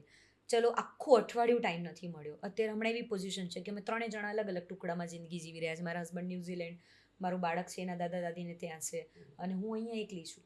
તો કારણ કે બધું મેનેજ નથી થઈ રહ્યું મારાથી સાથે, તો હવે સેટરડે સન્ડે હું એના પાસે જાઉં, એને લઈ આવું, પાછી હું એને કંઈક ટ્યુશન વ્યુશનનું કંઈ કામ હોય તો એ કરાવું, વિલ મેનેજ. એટલે ક્યાંક ને ક્યાંક તમારે સેક્રિફાઈસ હા, કોઈ વસ્તુમાં તો કરવું કરવો જ જ પડે પડે. કોઈ ટાઈમ. બધું જો લાઈફમાં કંઈક તો છૂટશે જ. અગ્રીડ. અને દિવસમાં એક દિવસની અંદર જ્યારે તમે એક વર્કિંગ લેડી હોવો છો, ત્યારે તમે એક દિવસની અંદર 1000 ટાસ્કને ફેસ કરતા હો, અગ્રીડ. જુદા જુદા, અલગ અલગ. આજે સવાર પડીને કંઈક નવો ટાસ્ક છે, પણ એ છે આપણી અંદર એ શક્તિ છે. એટલે આજે હું અહીંયા બેઠી છું તો મને ખબર હોય કે મારા ફ્રીજમાં દૂધ નથી, તો હું જ્યારે અહીંયાથી જઈશ ત્યારે મારે દૂધ લઈને જવાનું છે. કરેક્ટ. હું અહીંયા બેઠી છું તો મને ખબર હોય કે આજે બટાકા નથી ઘરમાં, ખ્યાલ આવ્યો. હું કોઈ પોલિટિશિયન સાથે બેઠી છું અને કંઈક બહુ જ ઇમ્પોર્ટન્ટ મીટિંગ ચાલી રહી છે અને કોઈ બહુ મોટી વાત ચાલી રહી છે, કદાચ એ મારા બિઝનેસને પણ ઇફેક્ટ કરી રહી છે, અને અચાનક મારા બાળકનો ફોન આવ્યો કે મમ્મા મને આ કામ છે, મને અહીંયા ટ્યુશનમાં આજે આમ થઈ ગયું તેમ થઈ ગયું, તો મારે મેનેજ કરવું પડશે. મારે તમને અટકાવીને 2 મિનિટ એવું કહેવું પડશે કે સોરી, મારે એક વખત આની સાથે વાત કરવી પડશે. તો દરેક સ્ત્રી આ મેનેજ કરી શકે છે, કંઈ જ અઘરું નથી. પછી તમે છે ને એ એક રિધમમાં આવી જાઓ. આપણે એને બનાવી દઈએ છીએ અઘરું ઘણી બધી વસ્તુઓને, કેમ કે જેમ તમે આટલા બધા જે કામ કરો છો એ એકદમ ઘણા બધી સ્ત્રીઓ માટે ઇન્સ્પિરેશનલ હશે, કેમ કે તમે તમારા બિઝનેસથી, તમારી પર્સનલ લાઈફથી, કે તમે જે આ રીતે સ્ત્રીઓ જોડે અલગ અલગ જાઓ છો, તમને જે મદદ કરી શકો એ પહોંચાડો છો, અને એની જોડે જોડે તમે બીજેપી જોડે પણ જોડાયેલા છો. અને મને એ વાતની ઇન્ટરેસ્ટિંગ એટલે લાગી કે પોલિટિકલી તમે જોડાયેલા નથી, પણ એક તમે જે કરી રહ્યા છો એનો જ એક ભાગ છે એવું મને લાગ્યું, કે જે તમે બીજેપી માટે, અને મે બી કદાચ તમે એટલા માટે જ એના માટે હા પણ પાડી હશે, બિકોઝ તમારો જે મોટો છે લાઈફમાં, કે તમે જે ગોલ લઈને ચાલી રહ્યા છો એનાથી ક્યાંક ને ક્યાંક એ વસ્તુ મેચ થતી આવે છે. બહુ જ ઇમ્પ્રેસ થઈ આ ક્વેશ્ચનથી, કારણ કે છે ને લોકોએ બહુ બધા જાત જાતના ખયાલી પુલાવ બનાવી લીધા કે કમાવા માટે બીજેપીમાં ગઈ, આ તે આમ તેમ, હવે તો એને ટિકિટ જોઈતી હશે, એને તો આમ કરવા. ભાઈ કેટલું દૂર હોય છે. આજે હું 19-20 વર્ષે મીડિયામાં રહ્યા પછી આજે તમે મને ઓળખતા થયા છો, તો કંઈક બીજેપી મને કાલને કાલ ટિકિટ આપી દેવાનું છે. બહુ બધા લોકો લાઈનમાં ઊભા છે, મારો તો કેટલામોય નંબર હશે. એટલે આવા બધા ખયાલી પુલાવ લોકો બનાવતા હોય, પણ યસ, ટ્રુ કે હું પોલિટિકલી નથી એમાં. પોલિટિક્સ રમવા માટે નથી ગઈ ત્યાં. મારા પાસે કેટલાક લોકો આવ્યા અને એમણે એમ કીધું કે અમારી એક આવી કમિટી છે જે પોલિસી એન્ડ રિસર્ચ કમિટી છે, જે સરકારની અને બીજી જે અલગ અલગ યોજનાઓ હોય એ યોજનાઓને લોકો સુધી પહોંચાડવા માટે, એમાં R&D કરવા માટે, તમે કે તમારે અંદર હજી કેટલી એની આવશ્યકતા છે, એનામાં બદલાવ શું કરવો, સુધારા વધારા, અથવા તો જે છે એ કેમ નથી પહોંચી રહી, અથવા તો પહોંચાડવા માટે શું કરવું જોઈએ, એ યોજનાઓ માટે એક કમિટીની નિમણૂક થઈ હતી. આ કમિટી પહેલાં પણ અમારા જે પ્રદેશ પ્રમુખ છે બીજેપીના, CR પાટીલ સાહેબ, એમણે નક્કી કર્યું કે એક એવી કમિટી જે નોન પોલિટિકલ હોય, અને એની અંદર પોલિટિક્સથી દૂર રહેલા લોકો હોય, પણ યસ ઇન્ટેલેક્ચ્યુઅલ હોય, એ જાણી શકતા હોય, સમજી શકતા હોય, કરેક્ટ, એવા લોકો લેવાના આમાં. તો 2-4 જણા આવ્યા અને જેમણે મને કીધું કે તમે આવી રીતે જોઈન થશો કે નહીં. તો મેં કીધું કે મારું તો મીડિયાનું બેકગ્રાઉન્ડ છે, એટલે હું આવી રીતે જોઈન ન કરી શકું, પણ હું તમને જે કંઈ મદદ થતી હશે એ કરીશ, અને રિસર્ચ એન્ડ ડેવલપમેન્ટ એ મારો શોખ છે, કારણ કે મીડિયામાં છીએ, તો એ કરવું ગમશે મને. તો મેં હા પાડી દીધી, અને પછી એ લોકોએ આ કમિટી ડિક્લેર કરી. એટલે એના કેટલાક નોર્મ્સ હોય કે જેમાં તમારે બીજેપીના મેમ્બર બનવું પડે, પછી તમે કોઈ કમિટીમાં આવી શકો. તો ડિરેક્ટલી કે ઇનડિરેક્ટલી તમે પોલિટિક્સમાં આવી ગયા, રાઈટ. અને એવું પણ નથી કે તમને પોલિટિક્સ ગમતું નથી, તમે તો મીડિયામાં હતા એટલે તમે તો બધું જોયું છે. અને એવું પણ નથી કે તમે પોલિટિક્સથી દૂર રહી શકો, એ પણ તમારે કરવું પડે.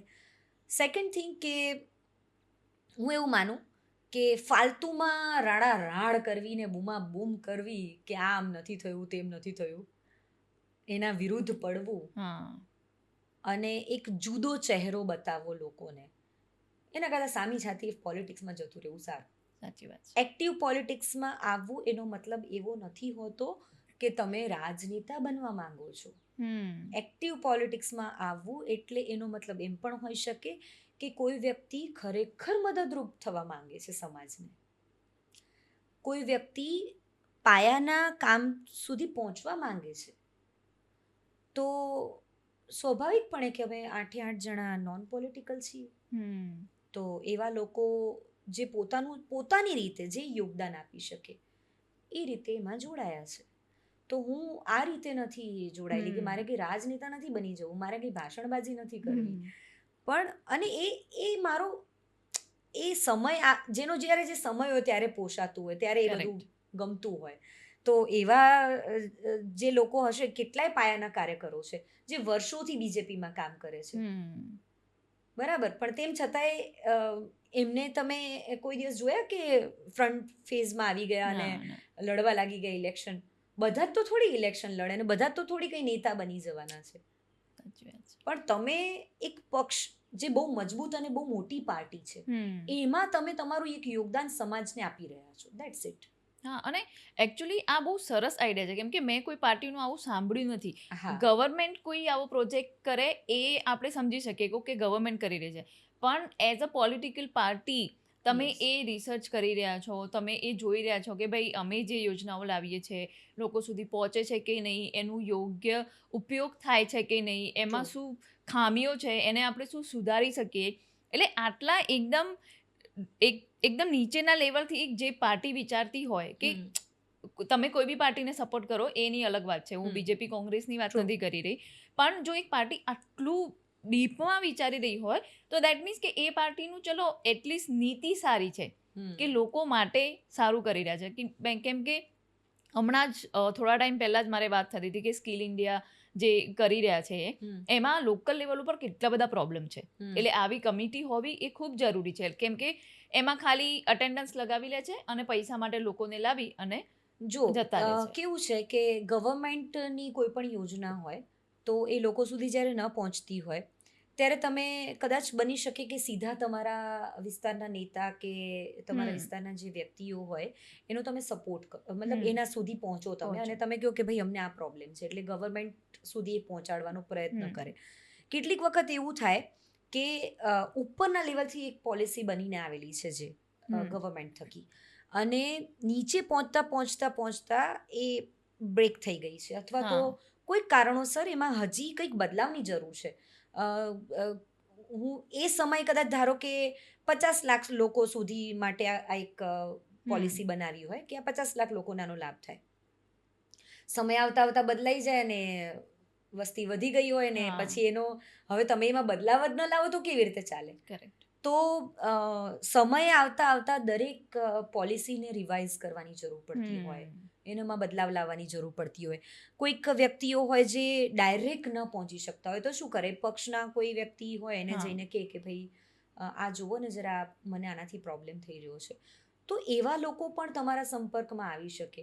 અને જ્યારે તમે પોતે નોન પોલિટિકલ હો ત્યારે તમને જ્યારે લોકો આવું કંઈ કહે ને ત્યારે તમને ખરેખર એમ થાય કે ચલ એક વ્યક્તિના ઉપયોગમાં પણ તમે આવ્યા. તમે વચ્ચે તો એવી સોશિયલ મીડિયા પર એક આખી મુહિમ ચાલી હતી કે એવરી ડેનું કંઈક સારું કામ કરવાનું, રાઈટ? તો તમે વિચાર કરો કે એક્ટિવ પોલિટિક્સમાં આવ્યા પછી તમે એટલીસ્ટ દિવસના કોઈ એક વ્યક્તિની પણ ફરિયાદને સાંભળો છો અથવા એની વાત સાંભળો છો તો તમને કેટલું સારું, તમારું સમાજમાં કંઈક યોગદાન મળી રહ્યું છે. તો મને એવું લાગે કે ખોટી ચિલ્લમચિલ્લી કરવી ને એ બધામાં એના કરતાં પ્રેક્ટિકલી સામી છાતી આવી જવું અને એક્ટિવ પોલિટિક્સમાં ભાગ લેવો, રાડારાડી નહીં કરવાની, એ બૂમાબૂમ નહીં કરવાની.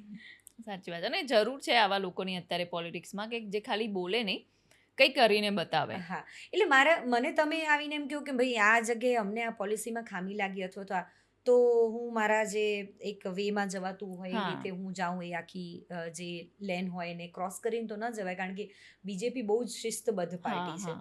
તો એમાં તમે ક્રોસ કરીને ન જાઓ, તમે કોઈને ઓવરટેક ન કરો, પણ તમે એને તમારી કમિટીમાં મૂકો, એની સાથે તમે ચર્ચા વિચારણા કરો, પછી એનું થોડું R&D થાય, પછી એ લોકો આગળ પહોંચાડે કે ભાઈ આ વાત અહીંયા સુધી પહોંચી છે ને આનું આવું છે. તો હા, એ ટાઈમ લે, કારણ કે હું ખાલી તમને એકને જોઈને એ ના ફરિયાદ કરી ના લઈ શકો. શકું. હા, સાચી ખ્યાલ વાત આવ્યો? છે. તો એ બધું જ ટાઈમ લેતો હોય, પણ મને એવું લાગે કે ઇટ્સ ગુડ કે, અને હું પણ પહેલી વખત આ જ વાત સાંભળીને પ્રભાવિત થઈ હતી કે કોઈ હા કમિટી એવી કે જેની અંદર આટલું બધું ડીપમાં એ લોકો ધ્યાન આપ્યું છે. સો બીજેપી મસ્ત પાર્ટી છે, તો આપણે જોઈન કરી લીધું. ખૂબ સરસ. છેલ્લે હું તમને એ જ પૂછવા માંગીશ કે તમારા લાઈફનો આટલો મોટો એક્સપિરિયન્સ છે અલગ અલગ ફિલ્ડનો, સૌથી ઇમ્પોર્ટન્ટ તમને લાગી હોય તો કોઈ બી ફિલ્ડની, તો એવી કેવી 2 વસ્તુઓ છે કે જે માણસને સૌથી વધારે ધ્યાન રાખવા જેવી કે મદદરૂપ થાય? એટલે હું સમજી નહીં કે કઈ રીતે, કોઈને મદદરૂપ થવા માટે કે કોઈ પણ રીતે, લાઈક લાઈફનો આટલો તમને જે મોટો એક્સપિરિયન્સ છે એના થ્રુ અગર દર્શકોને તમે કંઈ કહેવા માંગતા હોય કે કોઈ એવી 2 વસ્તુ આપવા માંગતા હોય કે જેનું એમને ખાસ ધ્યાન રાખવાનું, જો તમારી જેમ જ એકદમ બિંદાસ અને મસ્ત લાઈફ જીવવી હોય તો? એક તો ક્યારે હિંમત નહીં હારવાની. આવે, તકલીફો આવે છે, બધું કંઈ ઇઝીલી નથી મળતું હોતું. જેમ તમે મને અત્યારે જોઈને વિચારતા હો કે, તો એ કંઈ ઇઝીલી તો નથી જ મળ્યું. કરેક્ટ. એક હિંમત નહીં હારવાની, અને બીજું શોર્ટકટને ક્યારે નહીં યુઝ કરવાના. Never use shortcut. હું ક્યારેય શોર્ટકટ યુઝ નથી કરતી. મને આવડતું જ નથી યુઝ કરતા, એ મારી સિસ્ટમમાં છે જ નહીં. તો તમે જેટલો ટૂંકો રસ્તો અપનાવવા જશો ને એટલો જલ્દી તમારું પતન થશે. જો તમારે બહુ લાંબા ગાળા સુધી ચાલતા રહેવું છે, તો આ 2 મહત્વના છે. એક, હિંમત ક્યારે હારવી નહીં, અને એક, ક્યારે શોર્ટકટ અપનાવવો નહીં. શોર્ટકટ અપનાવ્યો હશે તો ઓબ્વિયસલી તમે હિંમત હારી જશો. અને ત્રીજું, એક તમે પૂછ્યું નથી પણ હું કહીશ, નેવર સેટલ. હું ક્યારે લાઈફમાં સેટલ જ નથી થઈ. મને આવડતું જ નથી સેટ થતા. મારો હસબન્ડ મારા ઉપર હસતો હોય ઘણી વખત, એમ કે જ્યારે મસ્ત સિન્યોરિટી ભોગવવાની આવી, આમ હા. 2 હાથે આમ લાડવા રાખીને ઓફિસમાં કામ કરવાનું આવ્યું, ત્યારે તે આ ઝાંસી ખોલી દીધું. એટલે આઈ નેવર સેટલ. મને એવું લાગે કે લગ્ન પછી પણ સેટલ ન થઈ શકી, બાળક આવ્યા પછી પણ સેટલ ન થઈ શકી, જોબ કર્યા પછી પણ સેટલ ન થઈ શકી, બિઝનેસ કર્યા પછી પણ સેટલ ન થઈ શકી. Never settle. ક્યારે સેટલ થવું જ નથી મારે એકચ્યુઅલી. જો સેટલ થઈ જાઓ ને, ઇટ મીન્સ કે તમે મહત્વકાંક્ષી નથી રહ્યા. કરેક્ટ.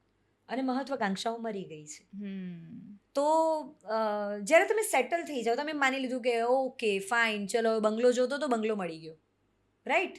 ગાડી જોતી હતી, ગાડી મળી ગઈ. એશો આરામની જિંદગી જોતી હતી, મળી ગયું. આઈ એમ સેટલ. તો શું હવે, શું પણ અહીંયા થોડી અહીંયા રહી જવાનું છે, આગળ તો વધ. એટલે એક આ ત્રીજો ગોલ લાઈફનો હોવો જોઈએ કે તમે જ્યાં છો ઓલવેઝ ત્યાંથી આગળ વધવાનો પ્રયત્ન કરો. અહીંયા સેટલ થવાનું નથી.